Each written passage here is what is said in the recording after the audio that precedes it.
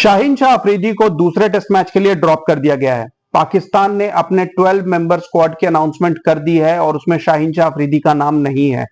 और सरप्राइजिंग यह है कि कामरान गुलाम का भी नाम नहीं है, जिन्हें अभी पाकिस्तान शाहीन टीम से वापस बुलाया गया था। शाहीन शाह अफरीदी जिन्होंने पिछली 10 इनिंग्स में सिर्फ 16 विकेट लिए हैं 40 प्लस की एवरेज से, उनकी फॉर्म काफी टाइम से बहुत खराब चल रही है, पेस भी गिर चुका है, उन्हें इवेंचुअली ड्रॉप कर दिया गया है। लेकिन द ओनली कंसर्न इज कि उन्हें ड्रॉप एक तरीके से नहीं किया गया। पहले टेस्ट मैच के बाद जब वो अपने चाइल्ड बर्थ के लिए वापस अपने होम टाउन गए थे, उस टाइम उन्हें बोला गया कि उन्हें दोबारा स्क्वाड को रीज्वाइन करना है और वो वापस आके उन्होंने रावलपिंडी में स्क्वाड को रीज्वाइन किया था।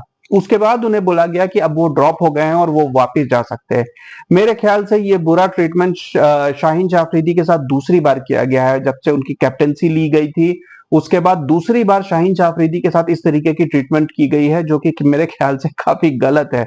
शाहीन शाह अफरीदी की इतनी डिसरेस्पेक्ट नहीं करनी चाहिए।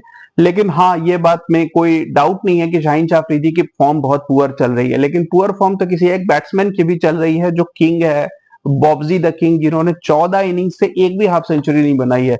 लेकिन Bobji the king has 9 lives, तो मेरे ख्याल से बॉब्जी द किंग अभी फिलहाल खेलते रहेंगे जब तक कोई 50 या 100 ना कर ले, और फिर सीधा उन्हें डॉन ब्रैडमैन से कंपेयर कर दिया जाएगा।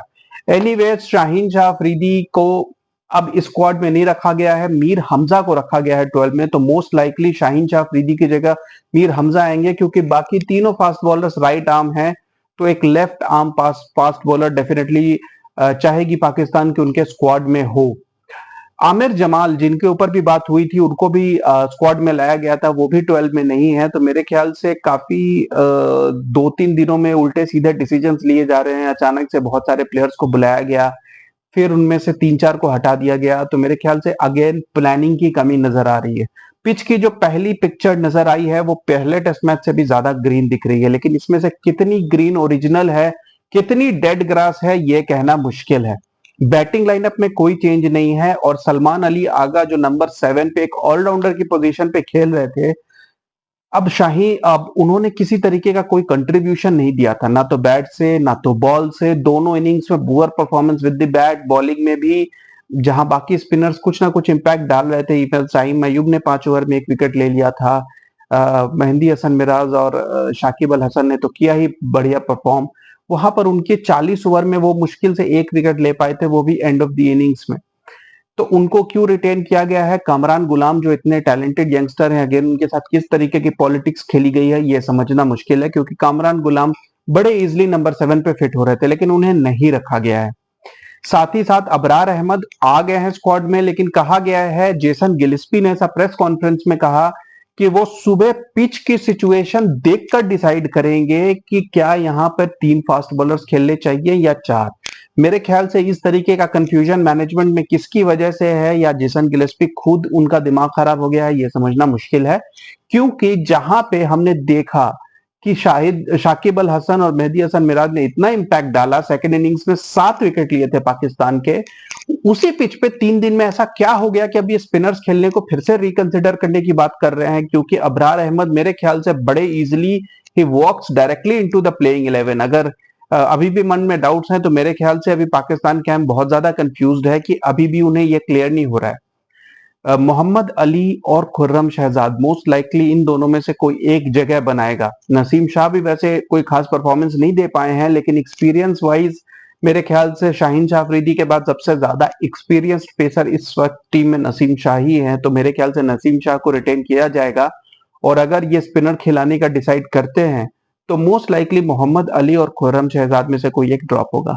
अब यहाँ देखने वाली बात यह है कि बॉलर्स के तो फिर भी 2-3 बैकअप हैं, बैट्समैन का कोई बैकअप नहीं है।